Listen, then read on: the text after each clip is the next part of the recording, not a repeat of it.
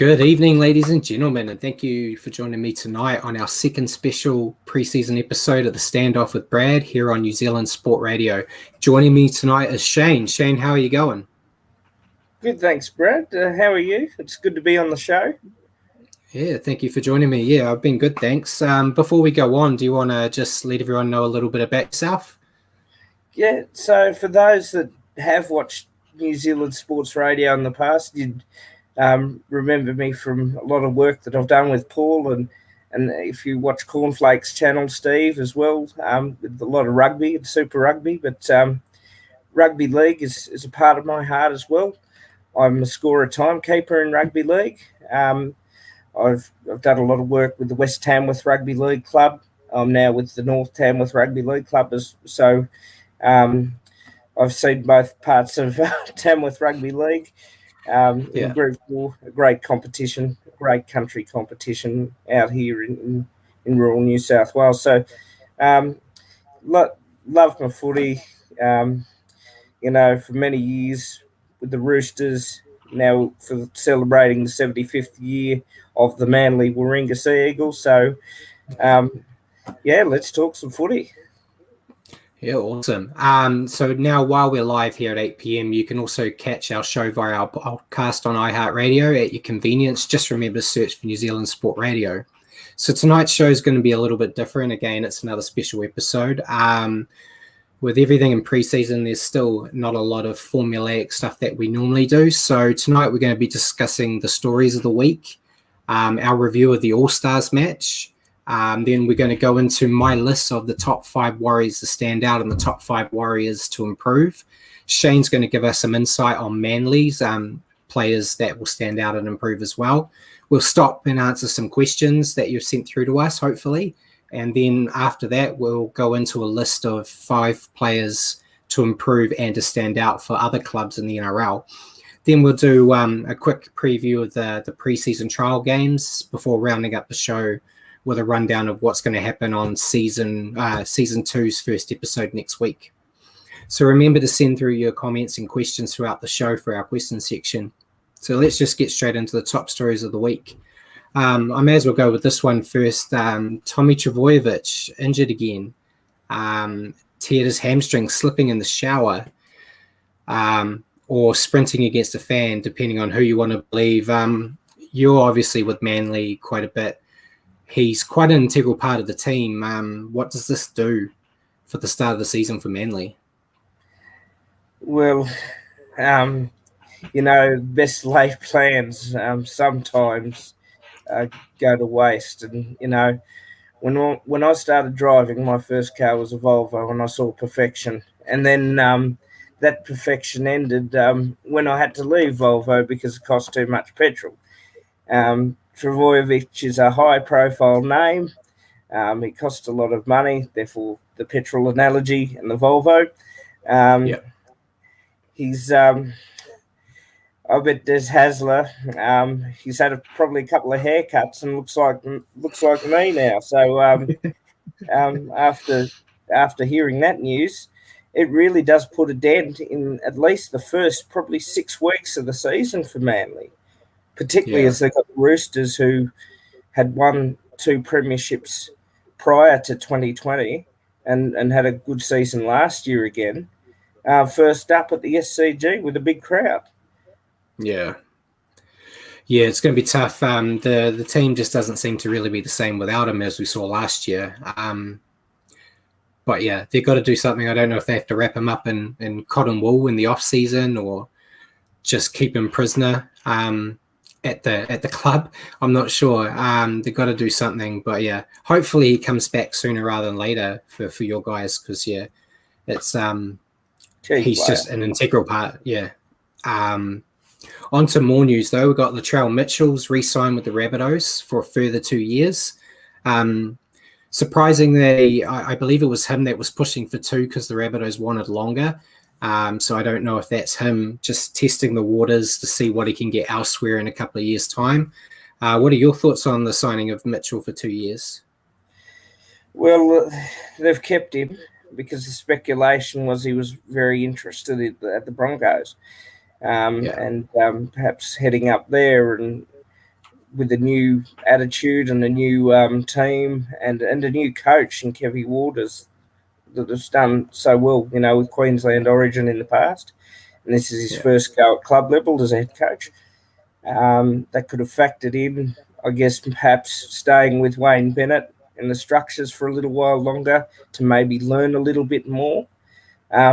It's not the first time he's tested out the market, though, Brad, as we all know. That's true. Yep. When he left the Roosters and headed to Redfern to start a new career at the Bunnies. What I will say is it's probably also an insurance policy for South too. You sign him up for 3 or 4 more years, then you play the risk of further injuries and maybe some inconsistencies. And Latrell, for the talent that he is, and he played some good footy before he got injured last year, is still quite patchy, and we saw a bit of that in the All-Stars game, didn't we?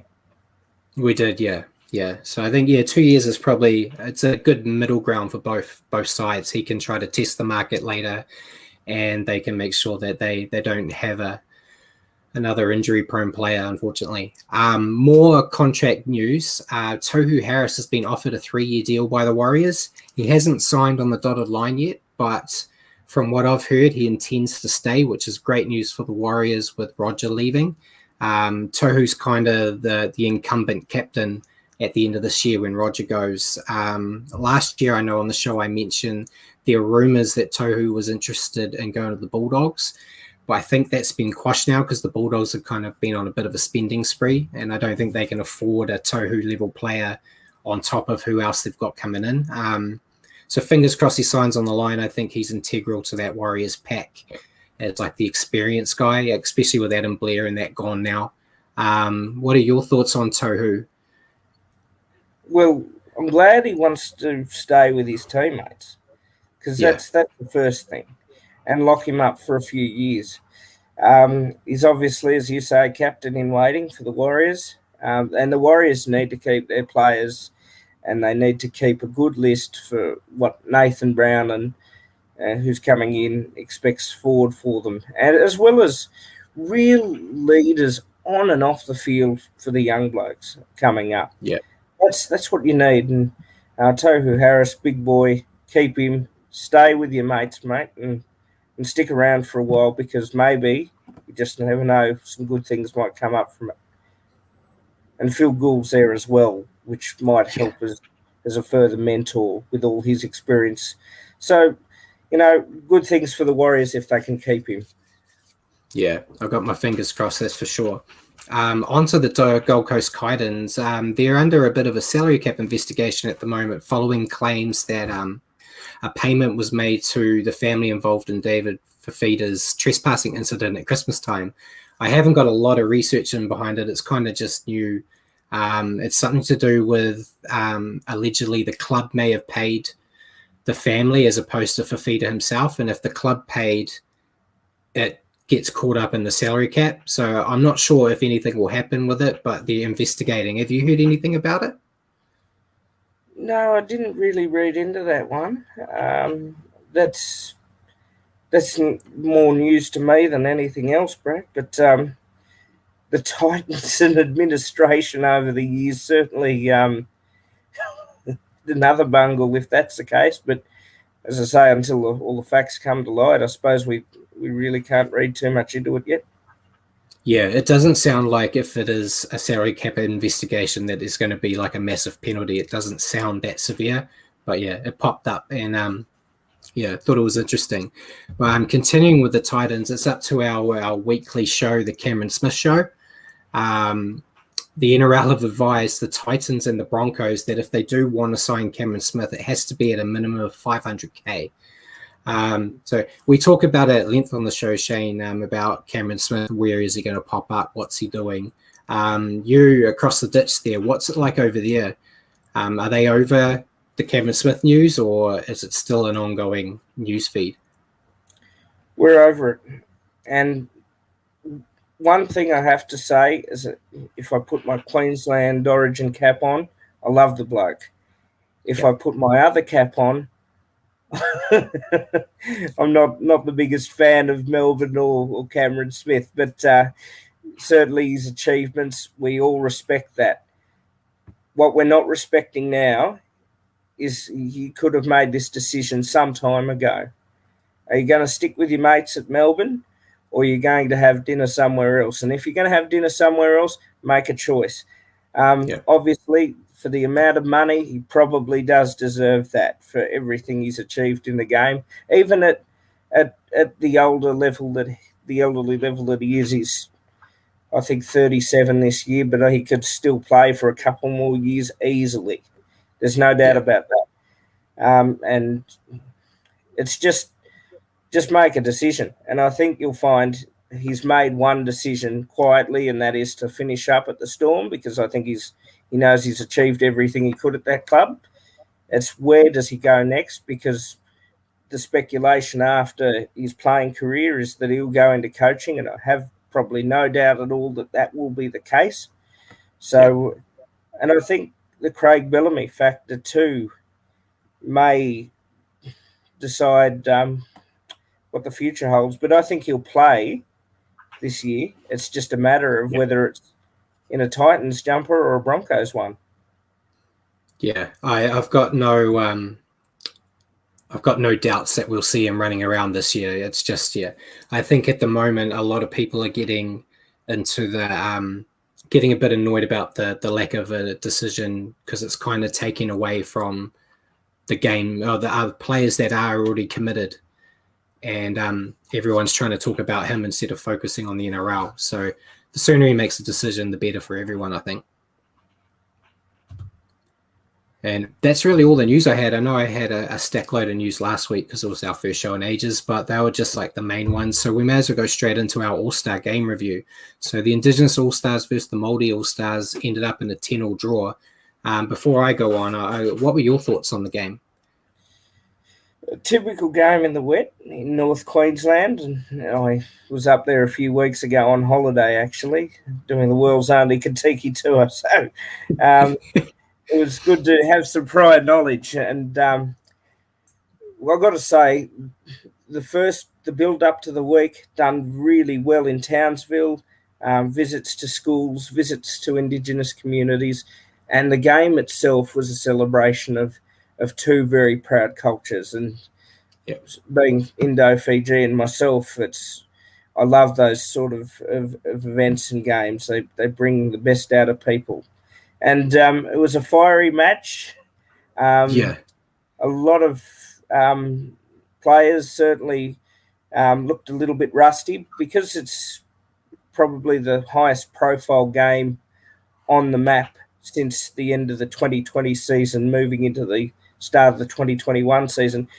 But James Fisher-Harris for me, and there's a reason he was man of the match. He was best on ground by far. I thought both the walkers for the Indigenous boys were outstanding. It's great to see that fiery passion in both of the sides, but great to see them shake hands at the end after a tough game of footy. The result, probably fair. It would have been nice to have seen extra time, as we do in the NRL or State of Origin, to probably see a sealer and give the crowd their real money's worth. But I think at the end of the day, in the wet, in the mud, 10-all was probably the best you were going to get out of that one. Yeah, I thought, James Fisher-Harris was a beast, I thought, in the middle. And that niggle, it was good to see the niggle, but it didn't escalate. And like you said, they shook hands at the end. So it showed the passion both sides had. But they didn't want to turn it into anything more, which is great to see, especially in this one-off type of match. But yeah, I thought it was great. I thought the pre-match as well with the haka and the Aborigine dance. I'm sorry, I don't know what it's called, but I thought all of that was great. And then I think that both sides just struggled a little bit at the start to kind of get into the swing of things. A lot of the guys hadn't played together, so you kind of expect that. And like you said, rusty because it's been quite a while since they've actually played. But yeah, I thought it was great. I thought Benji Marshall played reasonably well as well, showing that he still deserves to keep playing in the NRL for another year like he wanted. And Yeah, I know there's been a lot of talk on this side of the Tasman about the golden point, saying should there be a golden point or a golden try in that game. I'm like you said, I'm happy with the draw. I think it was a good reflection. I thought the Maldives were going to go away with it a bit. After that intercept try type thing, I thought, here we go, they might start clocking the points up like they did last year. But I think the Indigenous team's defence was what impressed me the most. There was a lot of time when they were stuck in their own half and getting pounded on the try line, and they just wouldn't let the Māori team through. So I think it was great to see. It was good for me as a Warriors fan to see Noah Brown and Josh Curran have some good games for the Indigenous team as well. And I think it's like a nice little sampler for everyone to kind of see their players and see how they're tracking in a new environment. So fingers crossed they have another great one next year.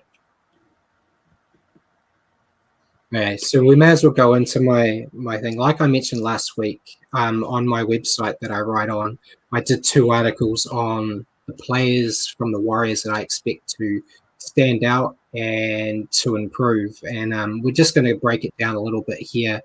The first guy on my list, you'll probably be able to help me out quite a bit, Shane, because he used to be in your team.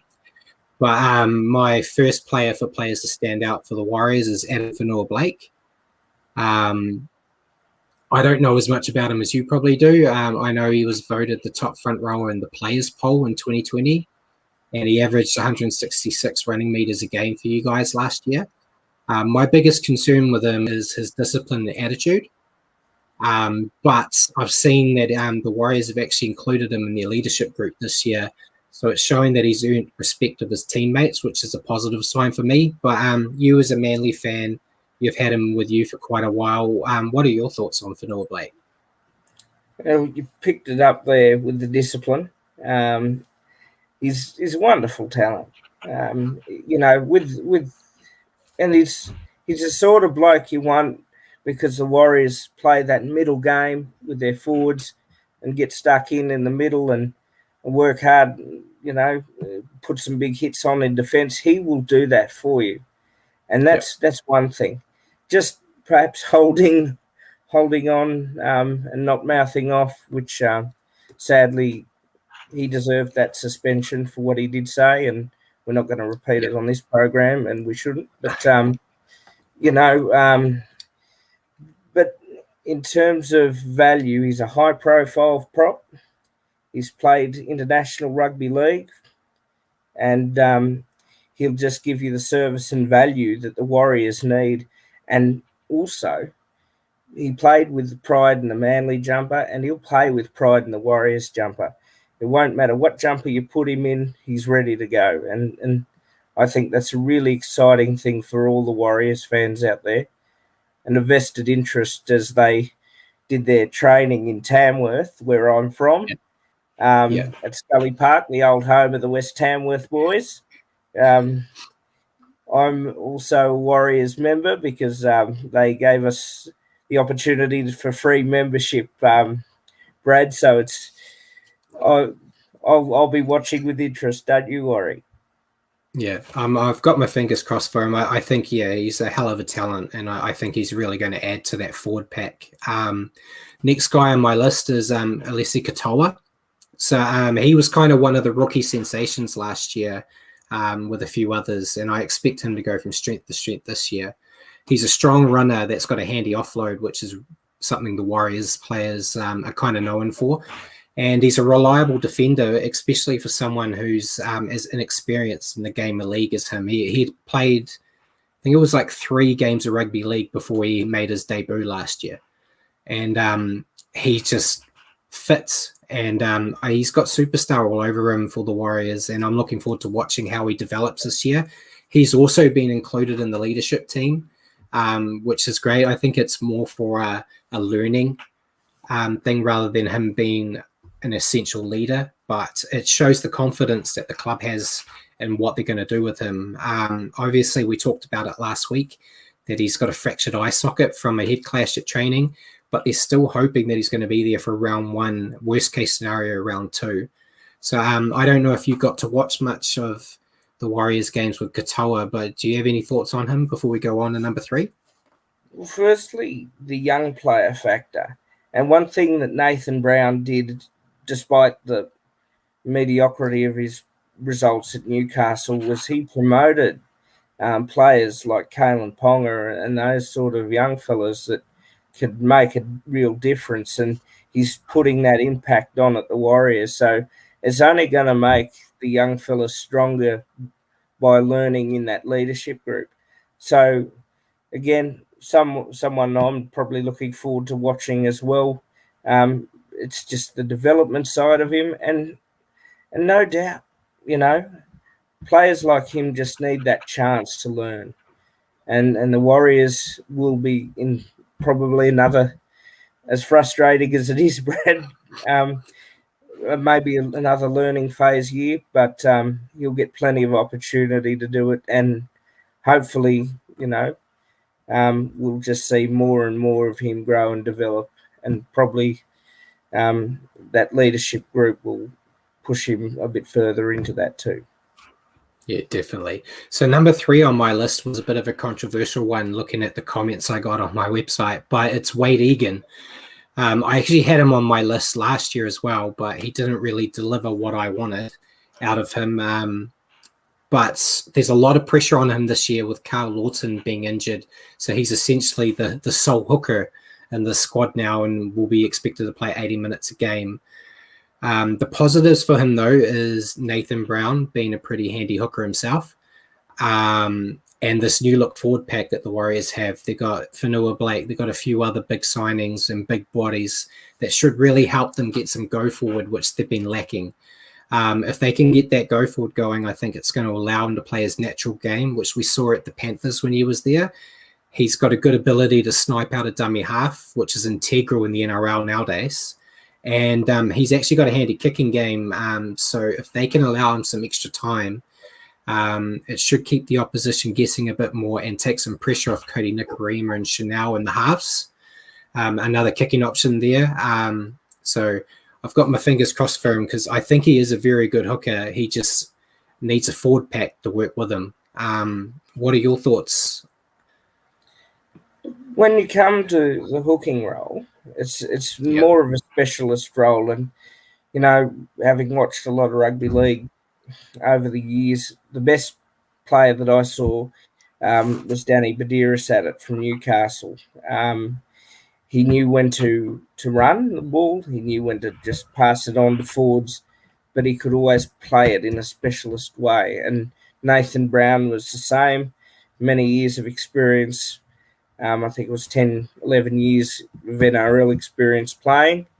And it's just about getting the best out of him and knowing what the game tactics are and as well as delivering. But again, someone like Egan, it'll be wait and see, but I think he'll be okay. Yeah, awesome. And number 4 is a guy I don't actually know a lot about, but I've picked Bailey Sirenen. He's a youngster from a well-known family, obviously the Sirenen family, and he's got a lot of potential. Again, I haven't got to watch a lot of his games that he's played, but from what I've seen, he looks like another young potential forward that could really be built for the Warriors' future. He played 19 games for the Rabbitohs last year, mostly off the bench as a second rower, but he also had a few stints in the centres. That ability, I think, is going to get him a spot on the Warriors interchange this year. I think they really like having a player that's a bit more versatile to fit into a spot at the worst case scenario, but also being a forward, he can keep in that rotation of the forwards as well. Nathan Brown's been interviewed saying that Sirenen's also had a few little goes at dummy half as well as a worst case scenario. So there is even a chance that you get him at the last minute if there's an injury filling in for that role. Sirenen family is obviously very big in Australia, but have you had any thoughts about Bailey Sirenen, especially when he was with the Rabbitohs? Or a little bit of a patchy sort of player, but he's got a bit of experience there. As I said, 19 games, which is virtually the full season last year. It sounds like Nathan Brown wants him to play in a utility role, So jack of all trades, master of none, which means if you can do that regularly, you might get a run every week. So again, it's all about development, and maybe something a lot different to your big clubs like South. Maybe that pressure's actually dropped a little bit by going to the Warriors, without disrespecting the Warriors at all. That maybe there's that chance to develop him a bit better at that club, and really getting some further experience and some knowledge out of the game. And as I said, I think this is really one year which is exciting for Warriors fans, because they're going to learn a lot more about themselves this year, and players like Bailey Curran will fit into that. Yeah, exactly. Yeah, I think it's definitely he's a project.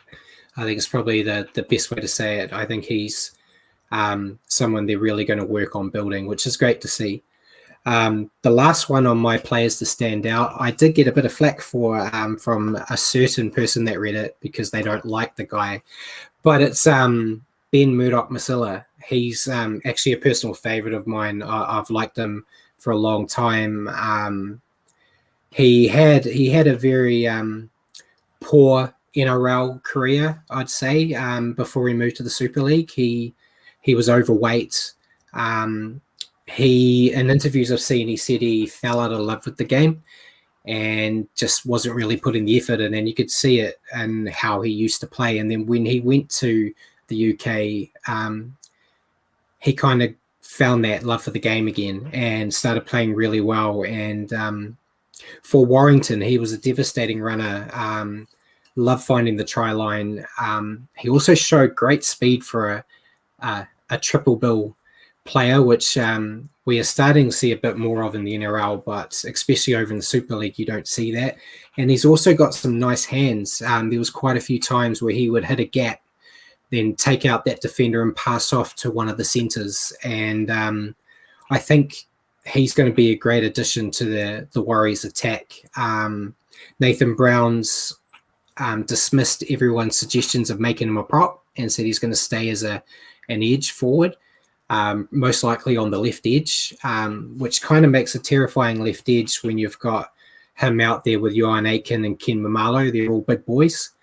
But yeah, I'm really excited to see how he comes back. I think the biggest question for him is how quick he can adjust back to the NRL. The NRL is completely different from the last time he was here.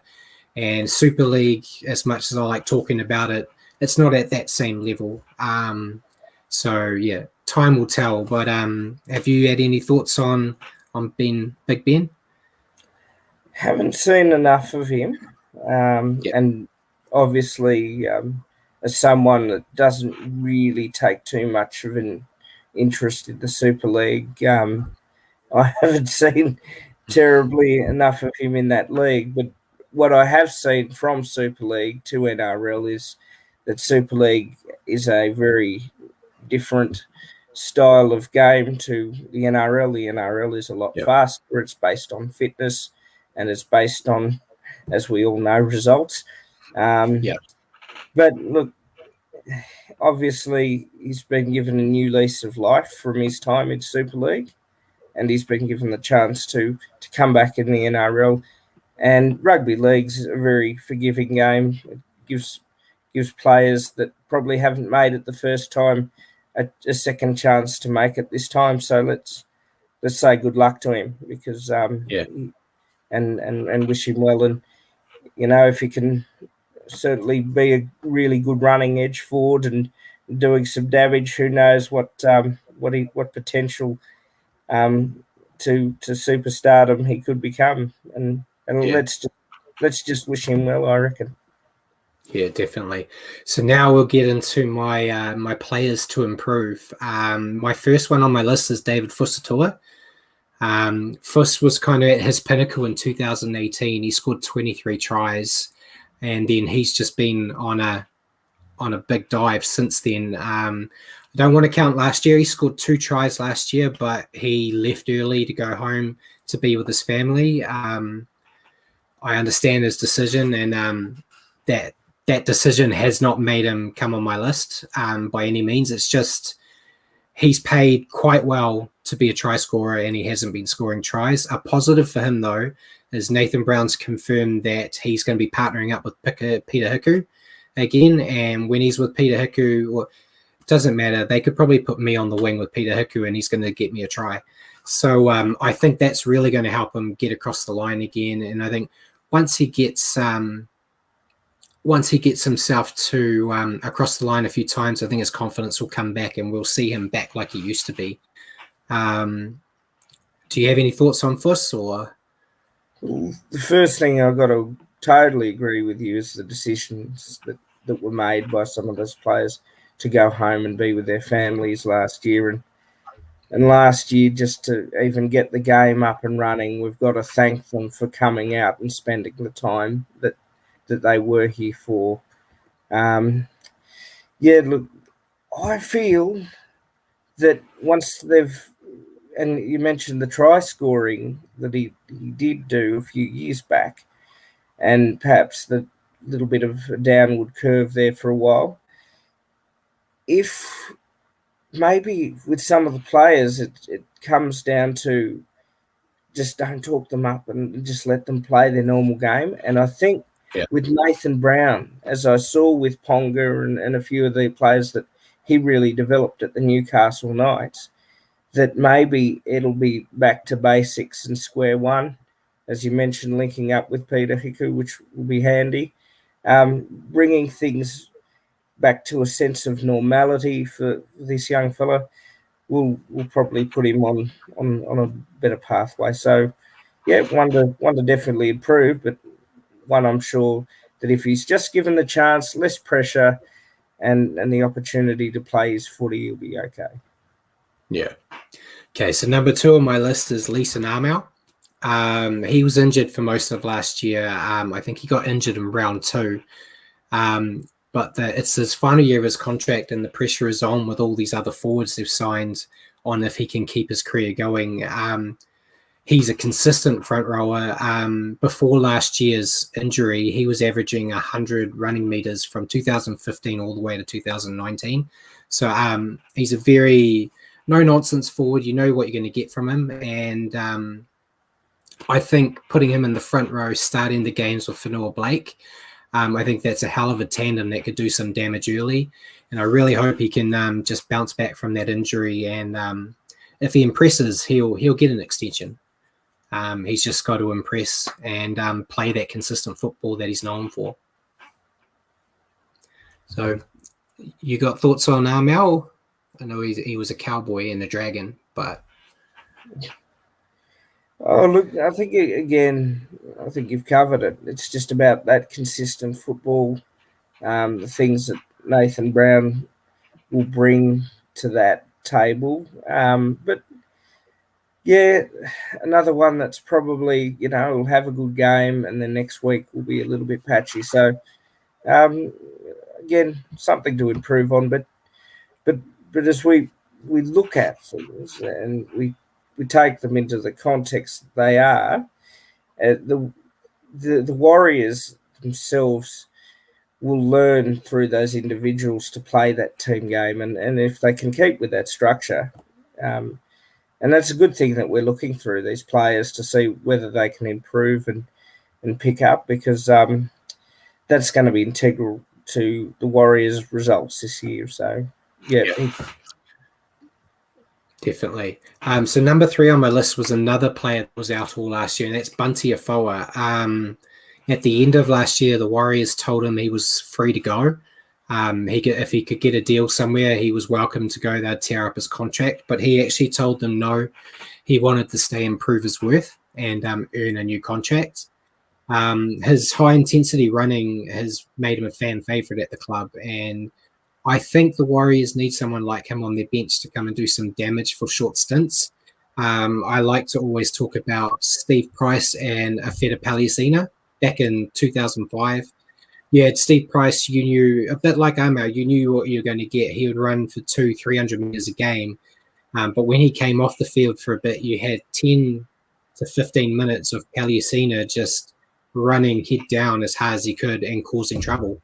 And I think it's a bit of a change of tempo And I think you sometimes need. So I have my fingers crossed for him. I really hope he sticks around because he's a fantastic club man. He gives it his all the time, and the fact that he wants to stick around shows that he really wants to be a Warrior. So they're all pluses for me, and I just hope he gets a chance.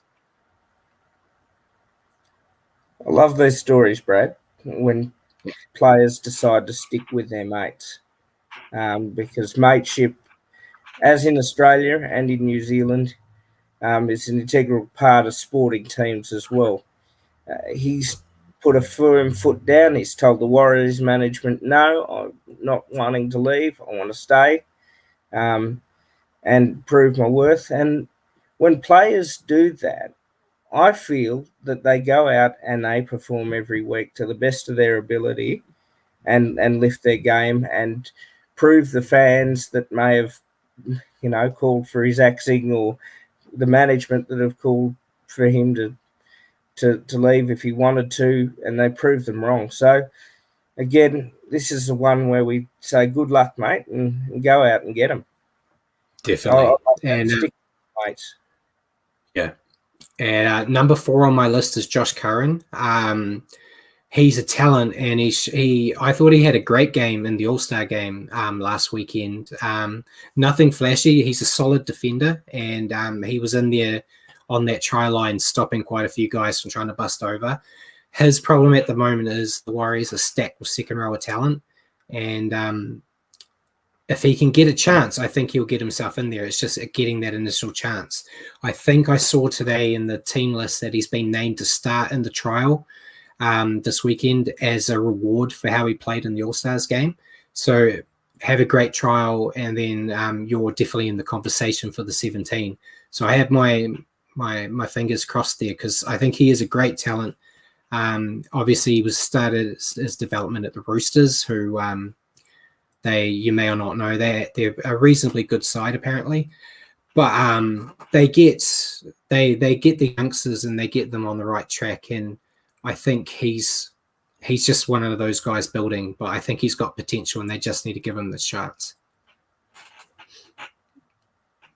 So, yeah. And yeah, I think,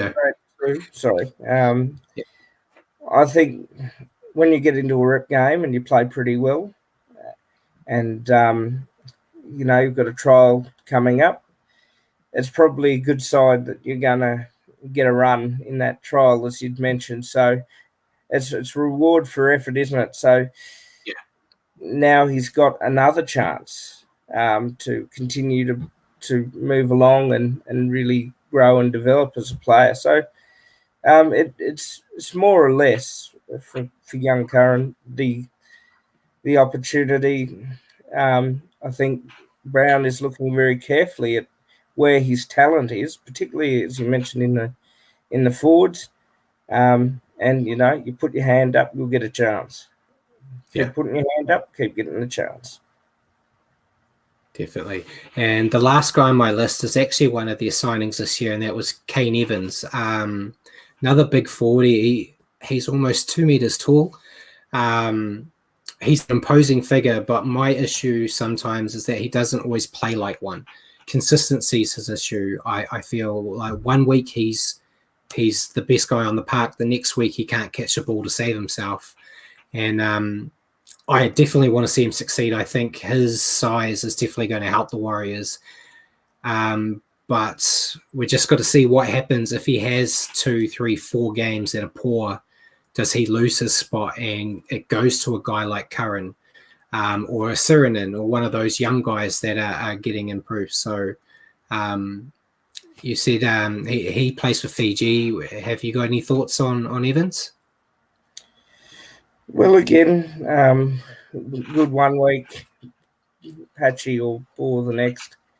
It's without harping on that, because we do seem to, and myself included here, we harp on our sides and see these new signings, and we think, can they just make that little bit more of an impact this year, or is it going to be more of the same? So, new team, new start.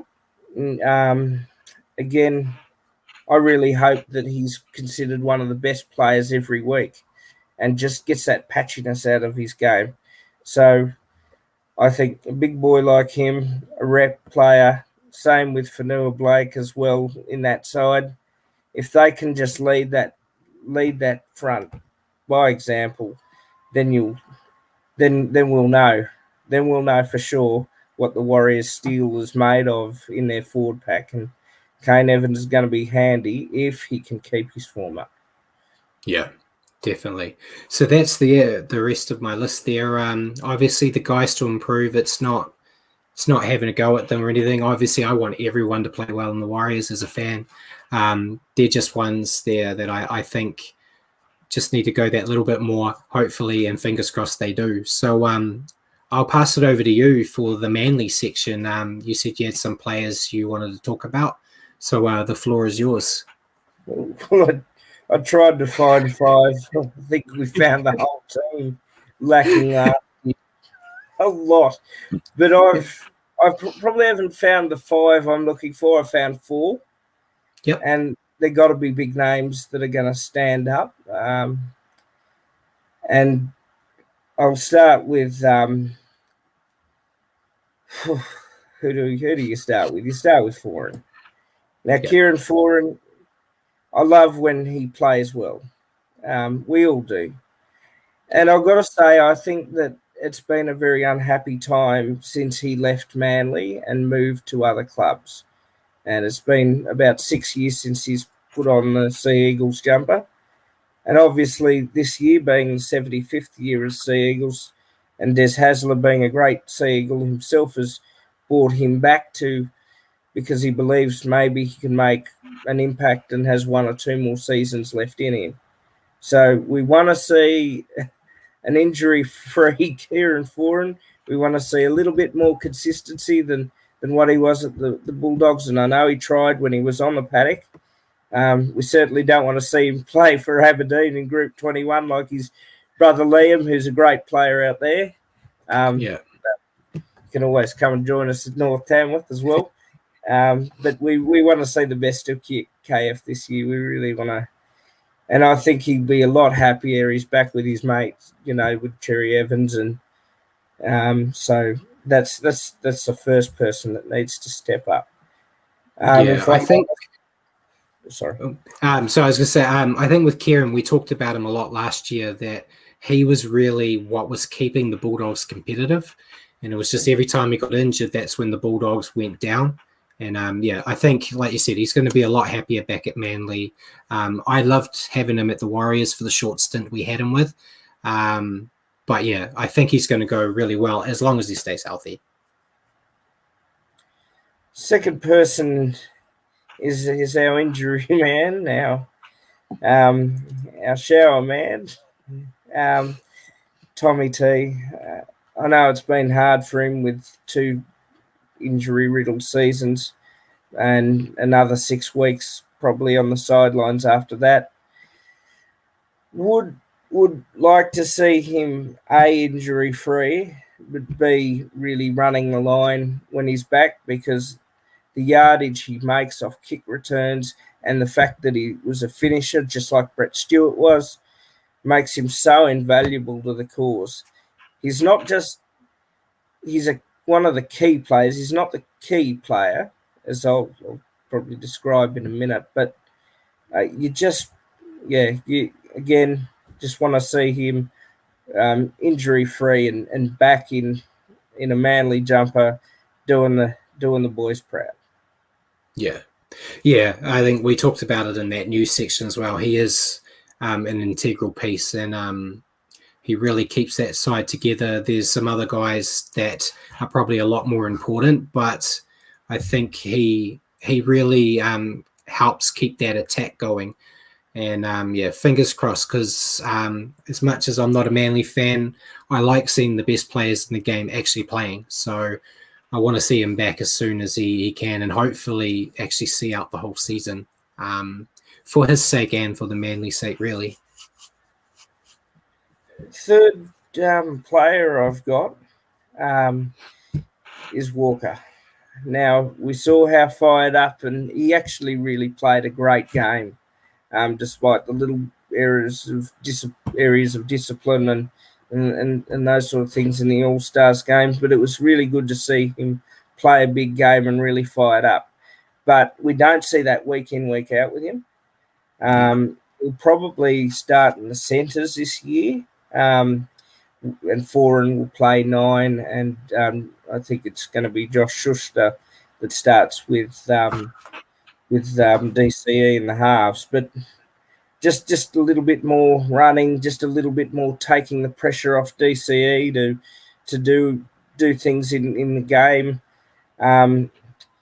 We just want to see a little bit more from that. Love to watch him play when he's on song, just that little bit of patchwork, because a lot of Manly fans like me will have receding hairlines soon enough if we don't see the best out of him. Yeah, I think I'm a fan of his. I think he's an aggressive player, but it's just that consistency, and I think Schuster, is the future of that club. So I think it's smart to put him in the halves, and I think Walker can still contribute quite a lot out in the centres. And it's always good to have another kicking option in that, taking the pressure off the halves, especially when you've got a young guy in there. So I think a great choice, and I think he can do well. He just needs to iron a few kinks. And the last player is DC himself. I've deliberately chosen the big fellas. This is a big year in the history of the Seagulls, 75. They usually deliver in their big years. They won in their 30th year. They won in their 50th year. And they were grand finalists in their 60th year. So they certainly turn up for the big eras. And the Premier's in their 40th year as well. So with DCE, he tried to do too much himself last year, and there weren't enough teammates at times backing him up. And at times as well, you saw that maybe he just didn't quite have it with his passing or kicking game. When it came to State of Origin, and I'm a Queensland fan, so I'm absolutely thrilled. He was one of the reasons why his leadership was so valuable to that young Queensland side that won the Origin series. It's just a club level, and we love him, great player, but this is a critical year. Having Foran back will help him, I believe, just with the combination, and maybe that's what he's missing, perhaps with Walker as inconsistent as he is as well. So again, it's the captain runs his side, leads his side on the park, and has to lead by example for a team. And you can bet Des Hasler will be feeling that pressure to get his main man to deliver some good results at Brookvale this year. Yeah, definitely. I think I put DCE in the Cameron Smith section, where I hate him with a passion in the NRL, but I love him in Origin. So I'm a Queensland supporter myself, and I thought he played really well in Origin. I think you hit the nail on the head.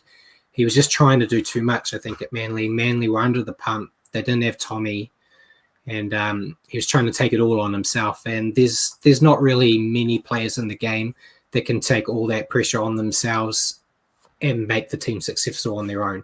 There's no one. You can't even say Cameron Smith can do that. You need your players to work together.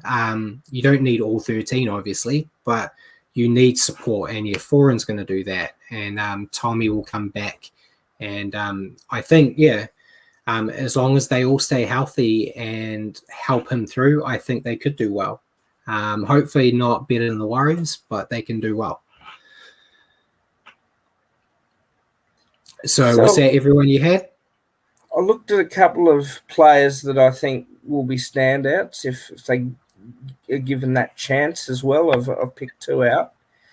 I think we're going to see a bit more of another Trebojevic and Ben Trebojevic, and the word is from a lot of people out Manly way is that he is going to have a good standout first year. Again, we don't want to put too much pressure out on him, but he's going to be another excitement machine. So it's good we're developing a family club list here at Manly.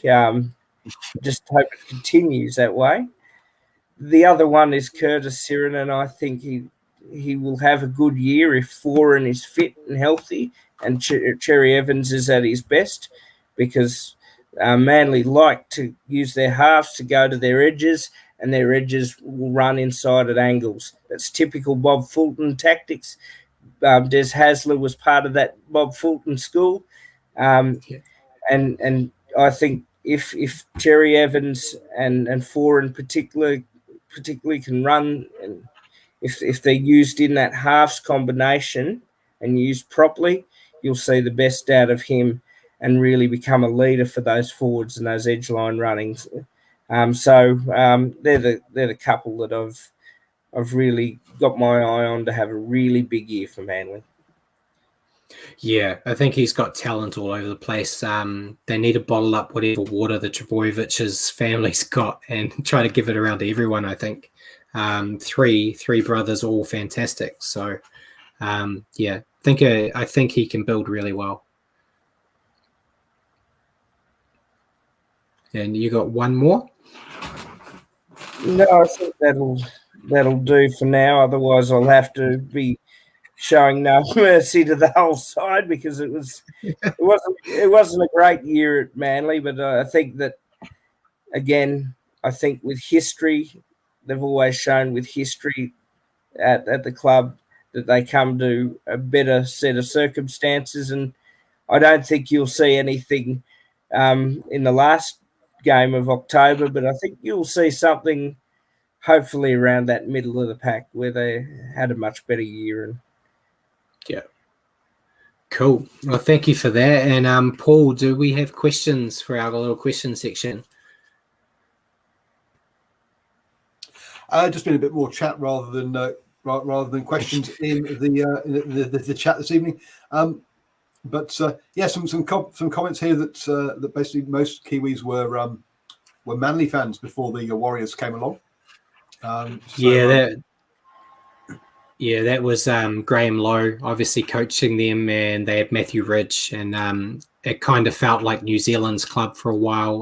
Not for me. I was a Bulldogs fan before the Warriors came around, but Manly was kind of New Zealand's team there because of the New Zealand connections they had back in the day. And some comments. Yeah, there's a lot of Queensland supporters on the show at the moment. So maybe we need to balance up at some point later in the season, or especially when we get towards state of origin. But just got to be on the winning side. That's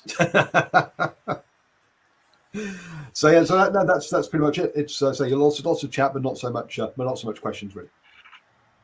All good. Okay, so we may as well jump into. I just picked a couple of players that I think are going to stand out from the other 14 clubs that we haven't talked about. So they're in no particular order, and just guys I picked. Number one is Jordan Ricky from the Broncos. He played for the Maldies in the All-Stars game and scored a nice try showing his power, but he's slotting into that second row spot that was David Fafeta's. So a lot of pressure there to take a guy like Fafeta's position, but he's also built very similar to Fafeta, big and strong and quite mobile. He runs hard, tackles harder, and I think if he has a good year this year for the Broncos, it should basically set him up to be in the Kiwis for the World Cup. So have you had any thoughts on Jordan Ricky? Not yet. I'd like to see a little bit more, but certainly, and he'll have players like Payne Haas there, who had an excellent Origin series last year, and he'll have hopefully soon enough, injury permitting, Katoni Staggs as well, who would have played for the Blues as well. So he's certainly got some handy players he can work around too. And new attitude, new era, new coach at the Broncos. Young players will get their chance to really stand out and stamp their authority. And I think that's the one thing of difference. The young players got their chance last year at the Broncos, but they just didn't have perhaps the coaching that they should have and the right mentorship. With no disrespect to Anthony Seibold or Peter Gentle, who under difficult circumstances tried, but just weren't quite delivering. So I think it's going to be totally different. And this young bloke gets his chance. This young bloke will also be in a good squad of players, I think, too. Yeah, definitely. Number 2 on my list is a guy you probably don't know, but it's Dominic Young for the Newcastle Knights. He's a 19-year-old they've got from the UK. He debuted for Huddersfield in the Super League at 17 years old. He's about 108 kilos, and it's made him one of the biggest outside backs in the NRL. Deceptively fast as well. A lot of potential. It's another one of those young guys that can build, and I'm sure he's going to help the Knights get points on the board, especially when they've got the likes of Ponga coming back from injury and stuff as well. So I'm not sure if you know too much about him, but yeah, he's a big strapping lad. No, but I love watching the big fellas play, particularly in the back lines. And you only have to look at Mike Acevo with Parramatta to see how dangerous some of these big boys can get when they're given the footy. Yeah. So, if the hype is on him, it's probably for a good reason. So let's go and see him out there. Definitely. Number 3, the next lot are quite easy picks, but I've got Charlie Staines from the Panthers. Obviously started his career last year, scoring 4 tries in his debut against the Sharks. A great finisher of the game, and he's cemented his spot on the wing with Josh Mansour leaving the club. And it's another guy, as long as he stays healthy, I think he's definitely a contender for top try scorer at the end of the year. So, what are your thoughts on him? Yeah, sorry, I just missed that little bit of audio. Can you just? Just Charlie Staines is my pick. I think he's probably a contender for top try scorer. Yeah, I don't know. We'll just see how it goes. And again, we love seeing excitement machines in footy, and just let him play out there and get the chance to fulfill that. And definitely. Cool. And number 4 is David. On in the background. Number 4, I've got David Fafeta from the Titans. Obviously, one of the marquee signings this year for any club. Comes to the club with a lot of expectation.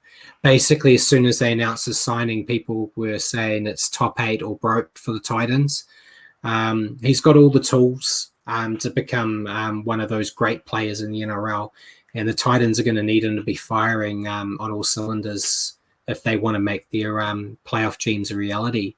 So obviously Fafita's a big player in the game already, but what are your thoughts about him joining the Titans and what it could do for the Gold Coast? I've got a bit to say here because it's very exciting for the Gold Coast Titans. Have obviously splashed some good dollars, and who wouldn't be in the Gold Coast, mate? It's a wonderful place to live and be. For those that do, and I've been glad to holiday up there. I would have loved to have seen him continue on at the Broncos, to be honest. Him and Payne Haas, 2 young forwards, really the future of that club. But he's decided to move a little further south to the Gold Coast and perhaps make his name as their big forward. Now, as for the expectations of just finals or bust, well, I hope they don't go that far. But if he's good and consistent and his teammates around him are good and consistent, they're all going to want to play good footy. So he's obviously going to be a very key player in how they go this year.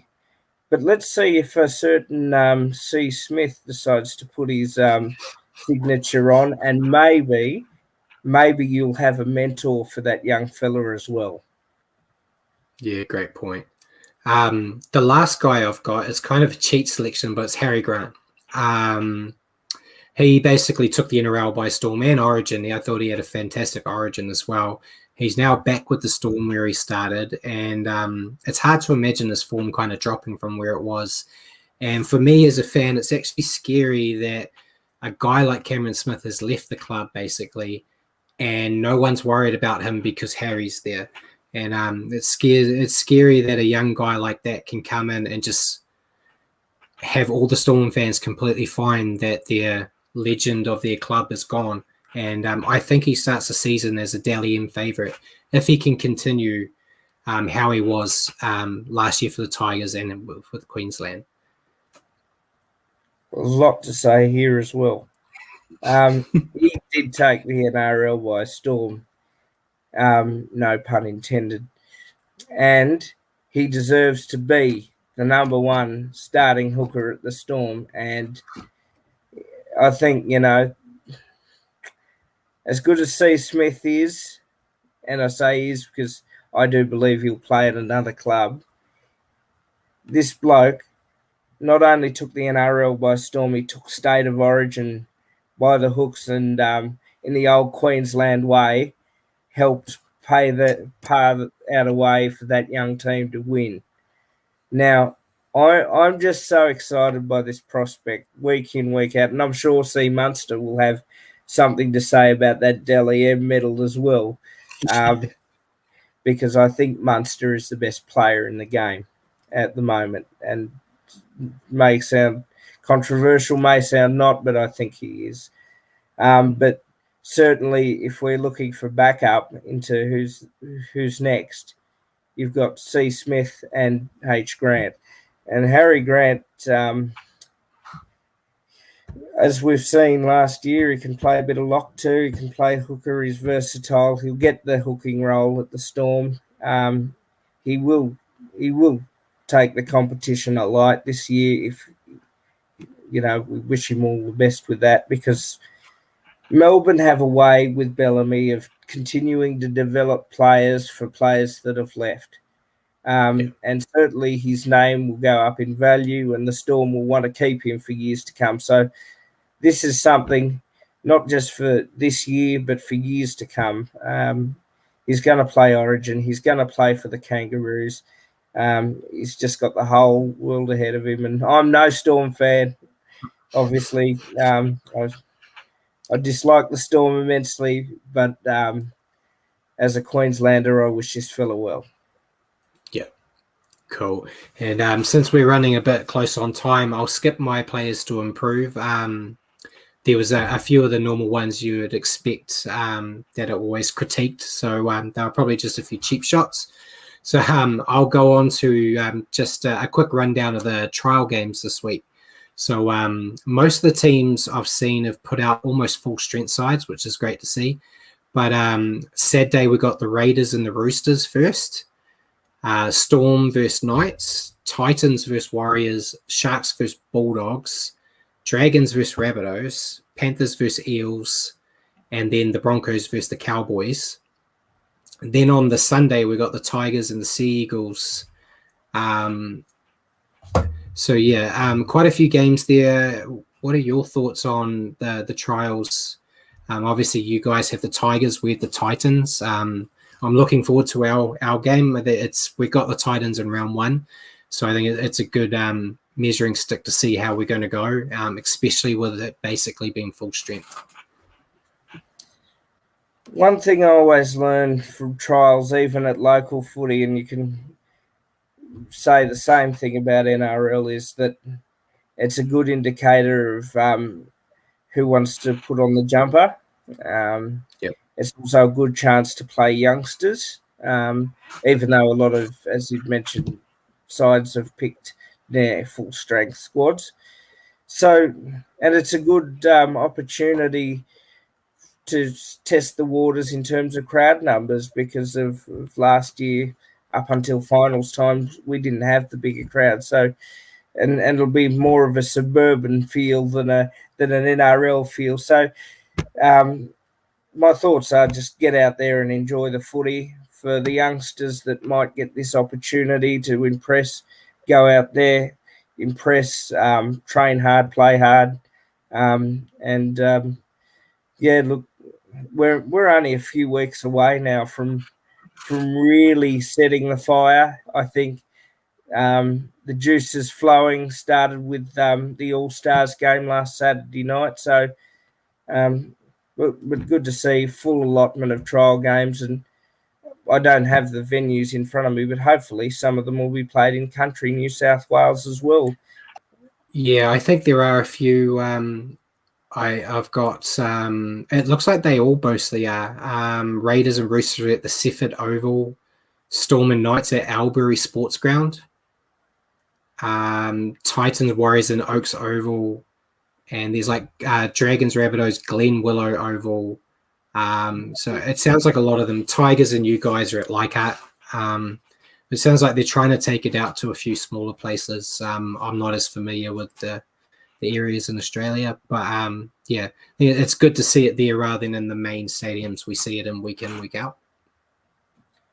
And this is an initiative by both the NRL and the New South Wales government. Have a task force out to investigate opportunities for more NRL games to be played out in the country areas, because it's good for the kids. It's good for people that live in surrounding areas to come out and enjoy the day of footy. Footy means a lot to people in the bush. We have divisive opinions, but rugby league brings people together. And as I know from the rugby union work I've done over the years as well, that unites country towns. So sport in itself, it can only go down and flow to the grassroots if they have training segments with the kids and skills and clinics and autograph signings as well. So depending on what the COVID protocols are, the communities are going to benefit. So get out there to what capacity you can fill up the crowd to under the rules, and just enjoy the suburban atmosphere of footy, because that's something we don't see too often when we get into NRL time. Definitely. And Simon in the chats also mentioned that all the trial matches are going to be live on the NRL website. So that's great. I think in New Zealand as well, the Warriors game is going to be on Sky Sport 4. So if you can't make it to the grounds and you're in Oz, definitely go on the NRL website and watch the games. Should be some great games. And I see we've got another question. Any chance of a Trans-Tasman Test series this year? I don't think they're going to do one, because they're still planning on having a World Cup at the end of this year. So I think the Trans-Tasman tests are probably going to be put away, and everyone focusing on the World Cup. So that's it for tonight's show. Next week, we're going to have the first episode of season 2. I'll be reviewing the trial matches and covering all the news as we inch closer to round 1. Thank you for joining me tonight, Shane. It's been great having you on the show, and hopefully you can join me again soon. Thank you very much, Brad, and hopefully we pass the audition. Yeah, so we'll have to slot you in for another show at some time soon, hopefully. But ladies and gentlemen, thank you for joining us tonight and tuning into our show, The Standoff with Brad, for your weekly update on rugby league. Remember to tune into the podcast on iHeartRadio or Facebook. Just remember to search for New Zealand Sport Radio. And good night, everyone.